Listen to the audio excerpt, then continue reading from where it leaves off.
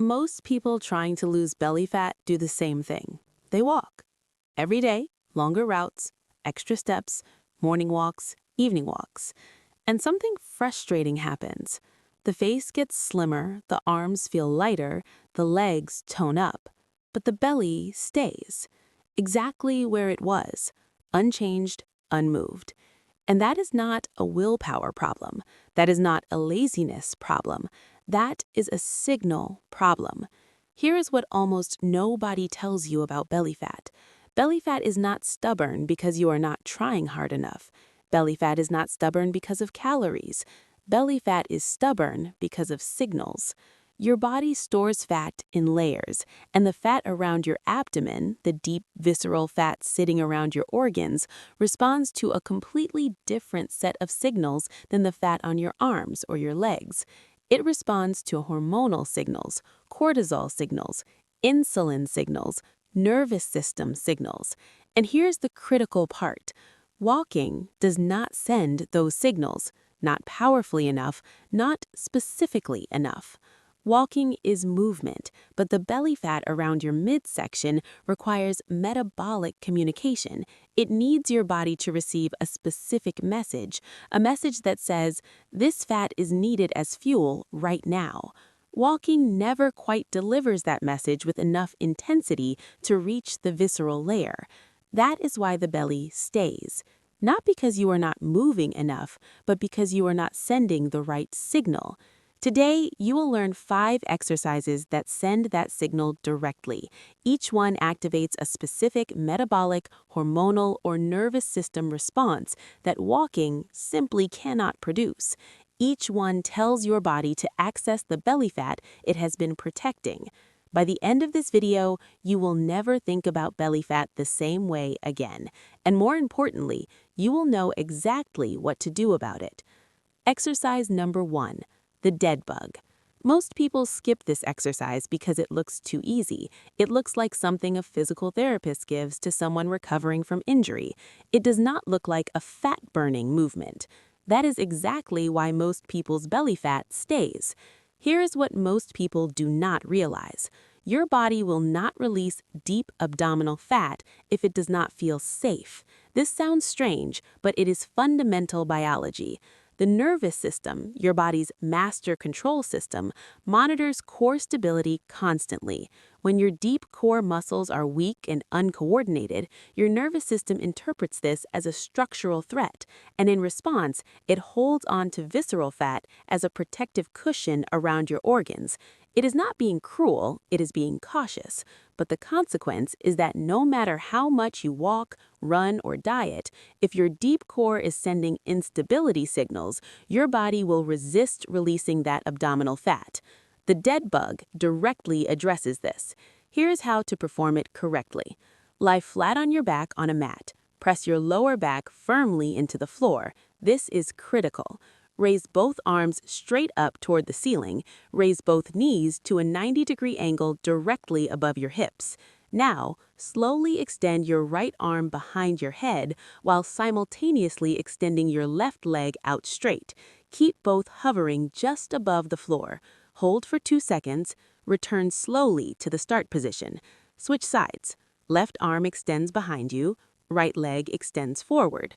Hold 2 seconds. Return. That is 1 full repetition. Perform 8 to 10 repetitions per side for 2 sets. The key is keeping your lower back pressed firmly into the floor throughout the entire movement. The moment your back arches, your deep core has disengaged. Reset and continue. Here is what this signal sends. When your transverse abdominis, the deepest layer of your core, activates correctly during the dead bug, it sends a stability signal to your nervous system. That signal communicates the structure is secure, the protection is no longer needed, and the body begins to release its grip on abdominal fat. When this muscle gets stronger and that signal gets clearer, belly fat begins receiving the message it has been waiting for. Do not skip this because it looks simple. The simplest movements often send the most powerful signals. Exercise number 2, the reverse lunge with rotation. Most people do lunges and stop there. Step forward, step back. Repeat.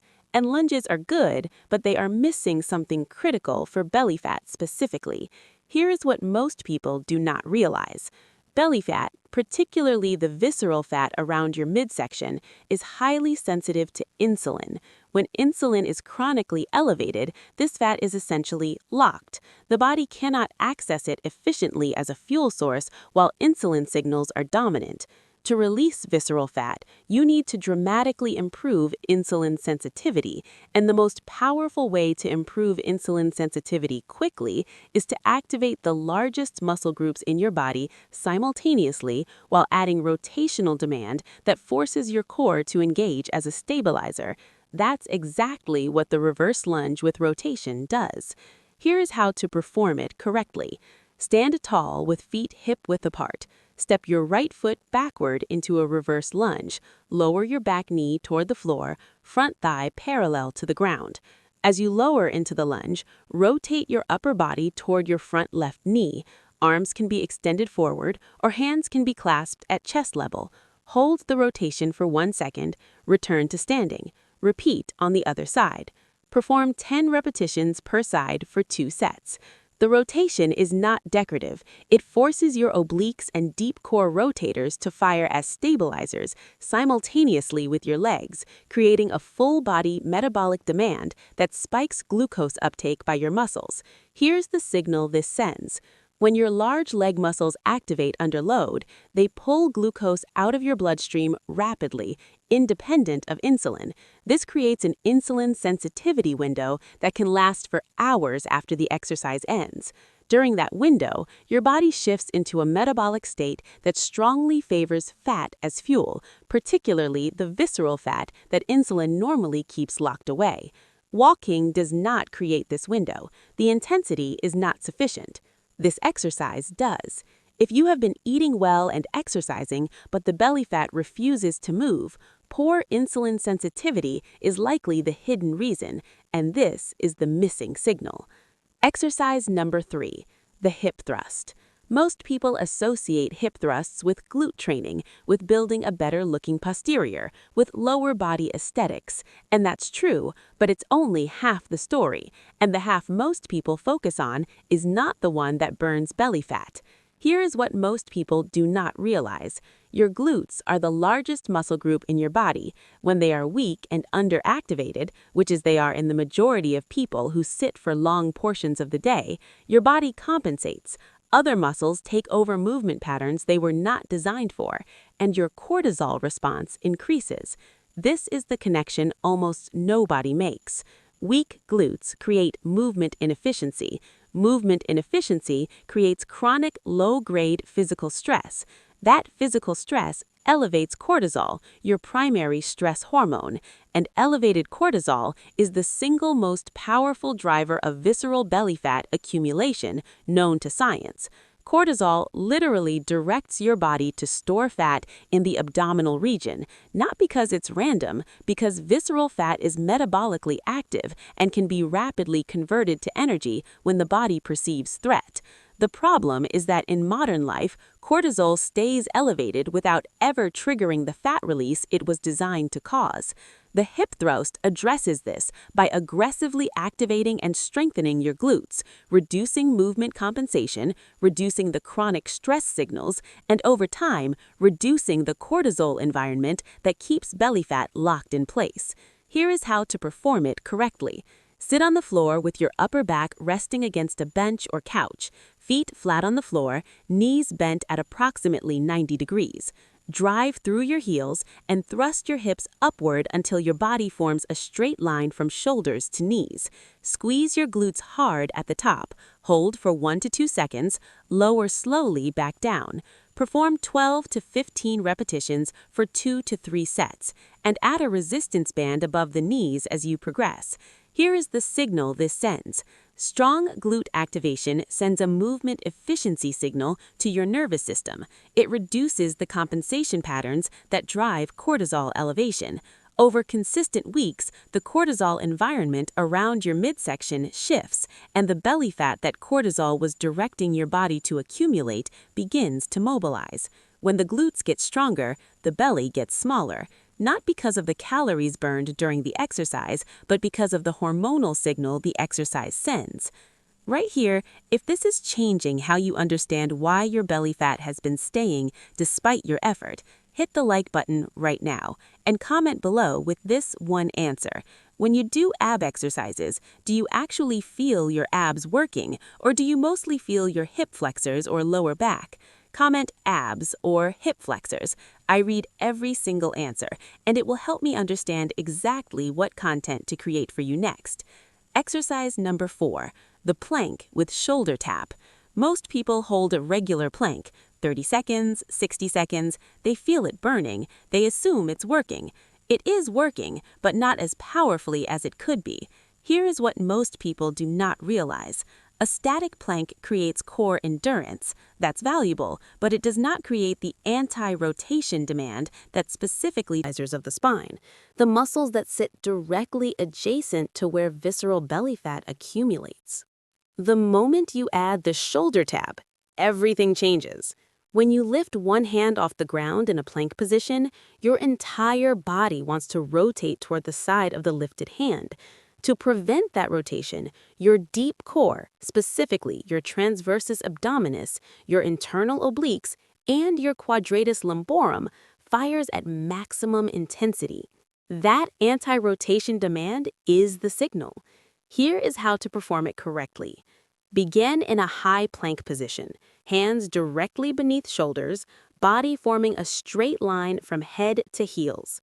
Feet should be slightly wider than hip width for this exercise. This reduces hip sway and isolates the core demand. Keeping your hips completely level, slowly lift your right hand and tap your left shoulder. Lower the right hand back to the floor, then lift your left hand and tap your right shoulder. That is one repetition. The movement should be slow and controlled. If your hips are rotating significantly, widen your feet further or slow the movement down. Perform 10 repetitions per side for 2 sets. Here is the signal this sends. The anti-rotation demand of the shoulder tap activates the deepest layers of your core with an intensity that static holds cannot reach. These deep muscles directly compress the abdominal region, improving blood flow and lymphatic drainage to the fat tissues sitting between and around them. Improved circulation to visceral fat tissue is one of the key mechanisms by which that fat becomes mobilized and available as fuel. Think of it this way. Visceral fat in a low circulation environment is essentially stagnant. It is not being reached by the metabolic signals that would release it. The plank with shoulder tab changes the internal environment of your midsection, creating the circulatory and metabolic conditions for that fat to finally move. This might be the missing piece that everything else you have tried has been lacking. Exercise number 5, the kettlebell swing or resistance band hip hinge. This is the one that changes everything, and most people have never done it, or they have done it wrong and dismissed it. Here is what most people do not realize. Every exercise we have covered so far builds the foundation: core stability, insulin sensitivity, cortisol reduction, deep muscle activation. But none of them create the metabolic afterburn that keeps fat burning for hours after you stop exercising. That is what exercise 5 does, and it does it better than walking could in an entire week. Here is the science. The kettlebell swing and its body weight equivalent, the resistance band hip hinge, is a ballistic hip hinge movement. It explosively activates your posterior chain, glutes, hamstrings, lower back, core in a rapid, powerful, repeated pattern. This type of explosive posterior chain activation creates what researchers call excess post-exercise oxygen consumption, or EPOC. Your body's metabolism remains elevated significantly after the exercise ends as it works to restore oxygen balance, clear metabolic byproducts, and repair muscle tissue. Studies have found that EPOC from explosive resistance training can keep metabolism elevated for up to 36 hours after a session. Walking produces minimal EPOC. The intensity is not sufficient. The kettlebell swing produces significant EPOC every time. Here is how to perform the resistance band version if you do not have a kettlebell. Stand with feet shoulder-width apart, a resistance band looped under both feet and held in both hands. Hinge at your hips. Push them back behind you, maintaining a flat back. Let your hands drop toward the floor as you hinge. Then drive your hips forward explosively, squeezing your glutes, and allow the momentum to swing your arms forward and up to shoulder height. Control the return and immediately hinge back for the next repetition. The power comes from the hips, not the arms. This is critical. Your arms are a pendulum, your hips are the engine. Perform 15 to 20 repetitions for 2 to 3 sets. Rest 60 seconds between sets. Here is the signal this sends. The explosive hip drive of the swing activates your sympathetic nervous system, your body's performance mode. This triggers the release of epinephrine and norepinephrine, hormones that directly signal fat cells to release stored fat as fuel. And here is the critical part. Visceral abdominal fat has a particularly high density of receptors that respond to these hormones. It is uniquely sensitive to this signal. This is why people who add swings or hip hinge exercises to their routine report seeing abdominal changes faster than from any other single exercise change they have made. Walking does not activate the sympathetic nervous system with enough intensity to trigger this hormonal cascade. The swing does, every single time. Here is what you now understand that most people exercising for belly fat never learn. Your body does not respond to more effort, it responds to better signals. The dead bug sends a stability signal that releases your nervous system's protective grip on abdominal fat. The reverse lunge with rotation sends an insulin sensitivity signal that opens the metabolic window to visceral fat. The hip thrust sends a cortisol reduction signal that addresses the hormonal driver of belly fat accumulation. The plank with shoulder tap sends a circulatory signal that makes visceral fat accessible as fuel. The kettlebell swing sends a sympathetic nervous system signal that directly triggers abdominal fat release. 5 signals, each one targeting belly fat through a completely different pathway. None of them require extreme effort. None of them require expensive equipment. All of them require consistency and the understanding that what you are doing is sending your body a message, not just burning calories. This is what separates people who finally see their belly change from people who keep walking and keep wondering why nothing is moving. This is metabolic signaling, and now you know how to use it. So here is your challenge. Pick 2 of these 5 exercises, just 2. Add them to whatever you are already doing, before your walk, after your walk, on their own. Do them consistently for 4 weeks. Then come back to this comment section and tell me what changed. Comment right now which 2 exercises are you starting with. I read every comment and I will personally respond to as many as I can. And if you want the complete 4-week belly fat signal protocol, the exact sequence, sets, timing, and progression plan, hit like and subscribe right now. That full protocol is coming next week, and subscribers get it first. And before you go, the video on your screen right now reveals the one breakfast habit that 80% of people trying to lose belly fat do every single morning that is silently keeping cortisol elevated all day and making visceral fat nearly impossible to release. If you are serious about finally seeing your belly change, watch that next.